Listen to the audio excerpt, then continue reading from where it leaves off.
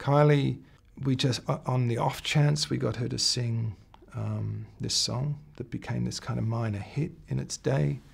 But that part of my life is kind of defined by the memory of Kylie.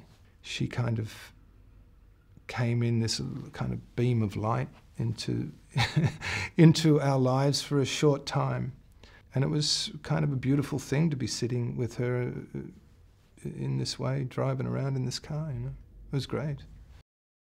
Nick's relationship with Kylie is extraordinary because I don't think they see each other a huge amount, really. But when they are together, there's such a beautiful kind of tenderness in that relationship.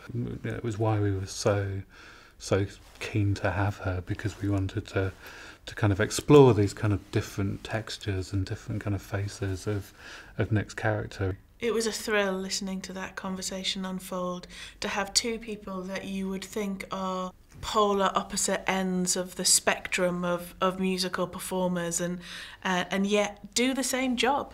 They both get on stage and have to perform to audiences night after night, and to hear them find a kind of collective, a shared experience, to kind of play off each other.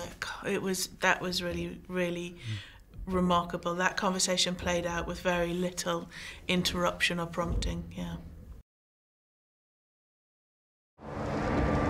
I remember Michael Hutchence telling me that he was short-sighted and he tried wearing, I don't know, glasses or contacts to see the audience, and it terrified him so much he never did again. Oh, is that right? We spoke about that because the first time I saw In Excess play, I thought that he'd looked at me, which an audience member is supposed to do. Everyone in the audience should feel like you've looked at them. And it became apparent that he probably never saw me, just a blur. But he had a kind of way of projecting outwards. I'm envious of that. I'm very much a front row kind of guy. I don't feel I'm that kind of performer that can reach out that far, you know.